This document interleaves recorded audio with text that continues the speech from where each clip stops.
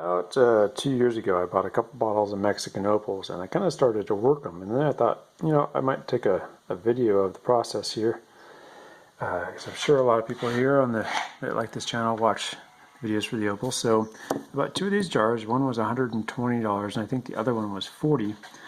And it had, if you've seen these jars at rock shows, a bunch of rough here. I've gone through it already and picked out the best pieces. And on some of them, I've done what's called rubbing them, which is basically just shaping the stone, removing a lot of the extra material, trying to decide if it's going to be any good. Stones like this one here, cut it into a shape and looked at the stone, decided there wasn't very much fire there and it wasn't really worth cutting. This one maybe could be cut into a little nut opal. But over here I've got a variety of different stones here. They're all going to be worthwhile. This one here is actually an Australian opal I'm going to cut with these Mexican opals. But I've got 6 Mexican opals all I'm going to cut. This one actually has a lot of matrix in it, but it's so big I thought it might make a pretty stone just by itself. You can't see the fire in any of these, but they all are actually having a decent amount of fire. And real quick, I'm going to walk you through the method I use. So far, as you can probably see on most of these, they've been roughed out, they've been rubbed. So the way this process works, and I'll walk you over here, is I'm using this, which is it's a Diamond Pacific Genie, and it's got 6 cutting wheels on it, starting at 80 grit, and then 140 grit, 240 grit, 600 grit, 1200 grit, and 3000 grit. And I'll just run them all the way through. For this one, what I've done is I've actually stopped at around 600 grit. I'm going to shape it a little bit more and get it rounded off. Now that I have it on a dop stick, I got to this point just by holding the stone in my hand up to the wheels, but it gets really difficult to do that after it gets really round. So you put it on a dop stick. I'm using actually epoxy.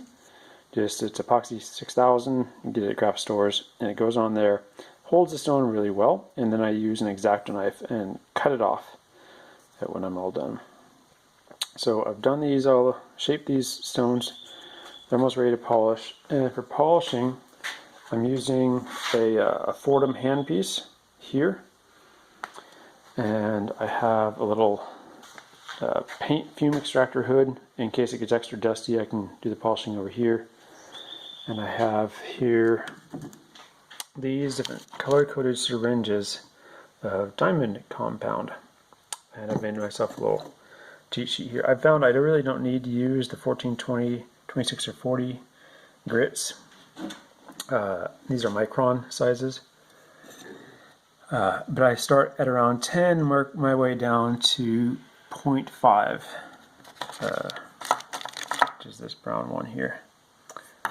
I just bought these online, and they've been working really well. I changed out the buffs. The buffs that I'm using are just these little felt buffs right here. They're made out of felt. They're very hard. Each one comes pre-mounted on a 3/32 inch little mandrel, which will fit into most handpieces. With the Fordham, it's adjustable. And so what I'm going to start doing next is I'll do a little more of the dry polishing. I have a whole other video on dry polishing, and this one I'm going to take you through, and I'm going to show you a few of the steps in each of these stones, and then I'll show you the finished stones when they're all done. I'm going to go ahead and take this one here that we were looking at earlier, and I'm just going to start polishing it, starting with the 600 here and re-rounding it out. I want to point out I'm wearing gloves. And I also wear a paper respirator when I'm working on this, and that it does use water splitters to capture all the grinding dust, but if you do this a lot, there's not really a good reason not to go ahead and just have a couple extra safety things, because over time, not really good for you to be breathing in a lot of dust and moisture through the air.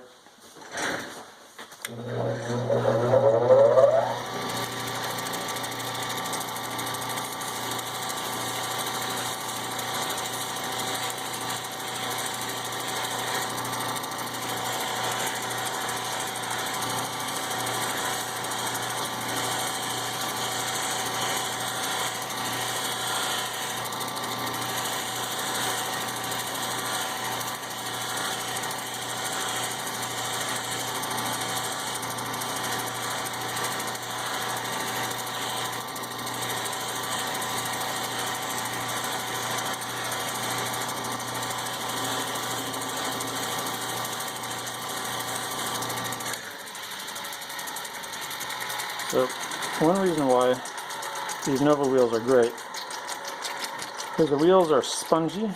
They have a little bit of give to them. As you can see, I can push on it.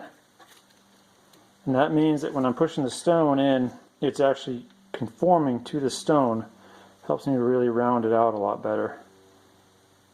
So I'm starting to get all those little facets off the stone to get a nice smooth dome. I'll inspect each of these and make sure that I've got all the grinding grits from the previous wheel out of the stone before moving on to the next wheel.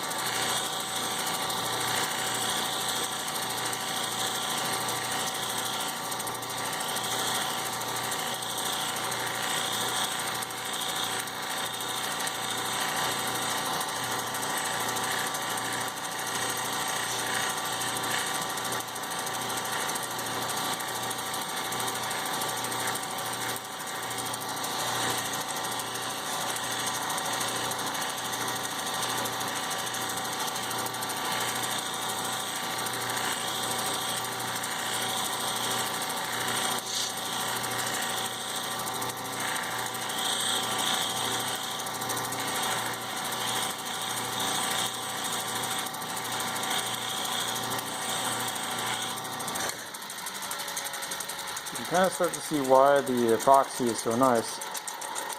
I can put a fair amount of pressure on this stone and even lever it to sides without it falling off.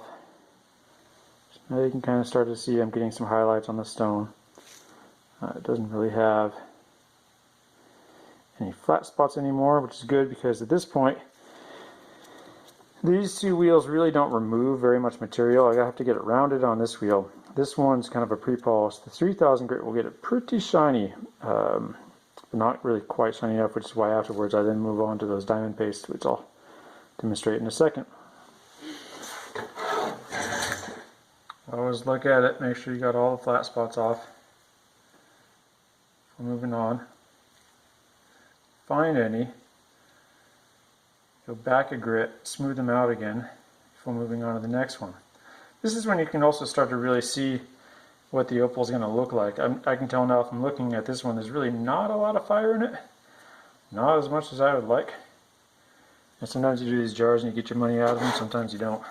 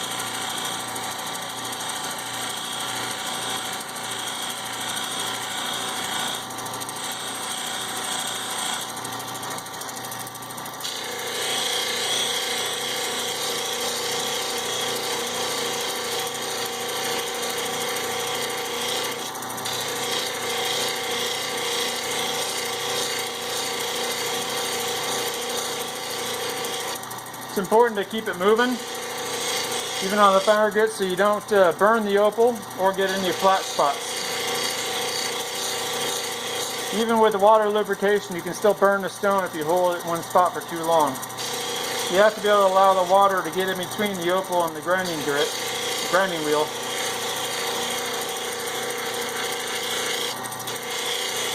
Plus, by rotating it around, it ensures I get a nice even polish and I don't end up with any flat spots, which become very obvious in a final polished stone.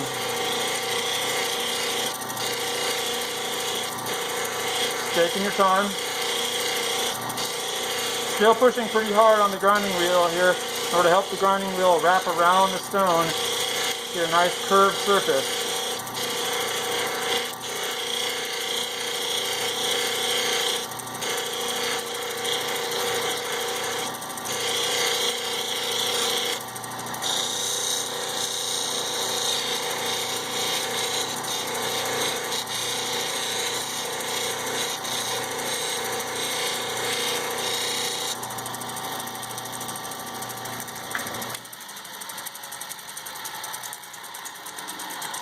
Here we got something that's pretty darn good. Since this stone really doesn't have any fire, I'm probably not going to bother to take it through the final polishing stages. 3000 grit's pretty much acceptable for a commercial grade stone, which is what this is. Without any fire, it's not worth a lot, but it may still make a nice stone in a ring if anybody wants to take the time to set it. Moving along here, this one has a little bit more promise. Get it wet here. And you can actually sort of see the color play in there. So we'll tack this one here and see how it comes out.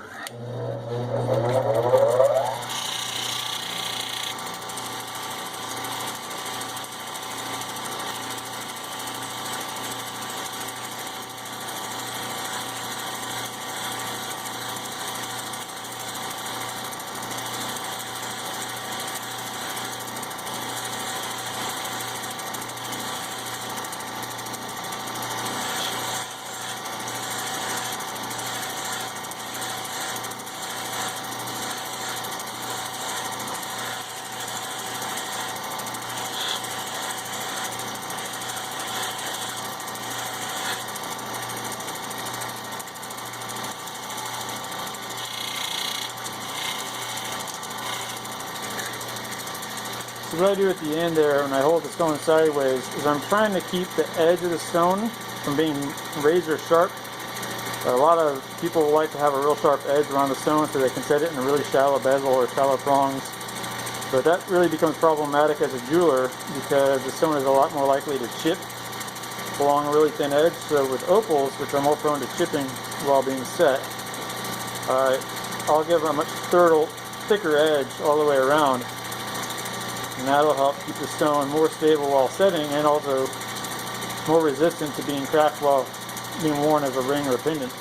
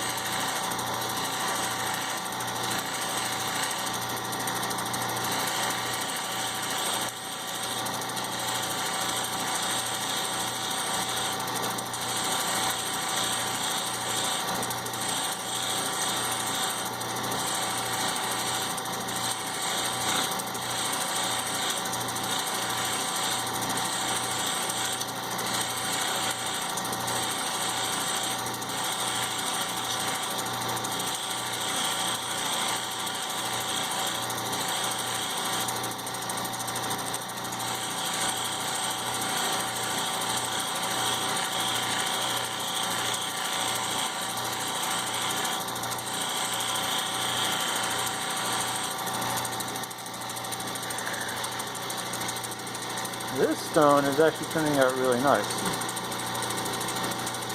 Lots of good color. No chips or cracks so far. Sometimes they don't reveal themselves until the very end. The color's disappointing.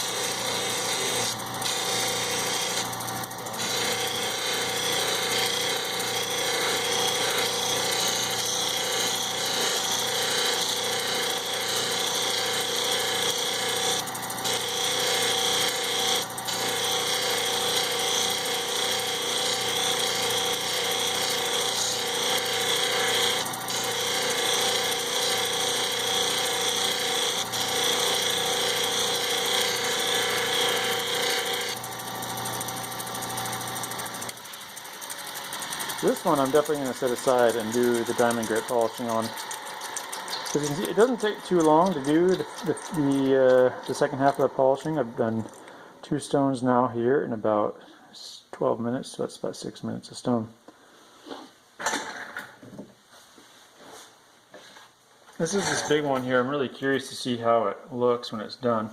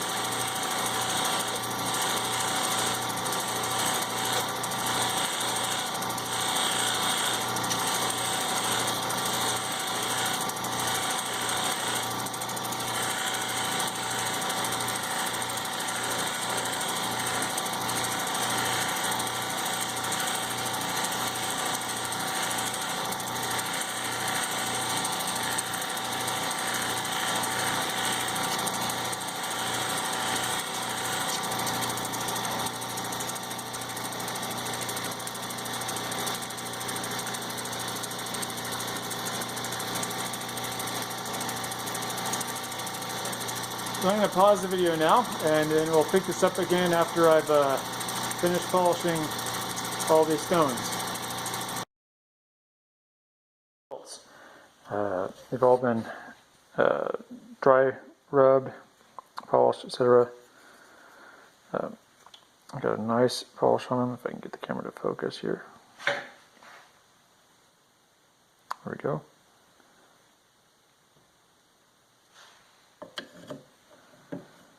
This one came out as one of the best ones.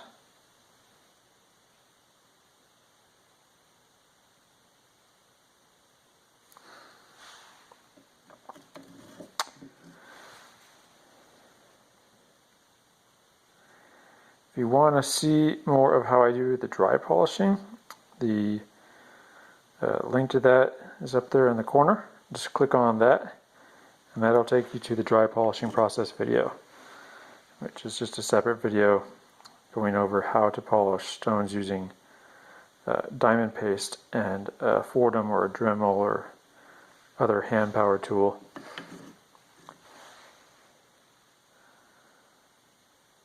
Thanks for watching.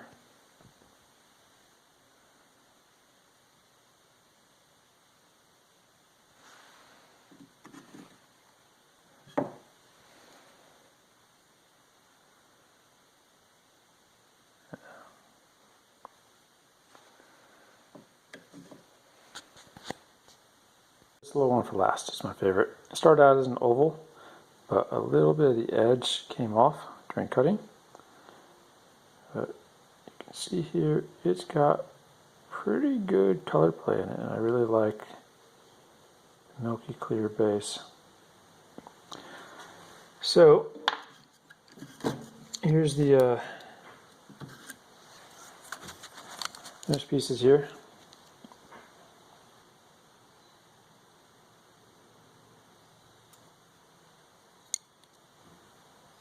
Next what I'll be doing is cutting these off the top stick with a knife, polishing the backs, and listing them for sale on my website. Thanks for watching.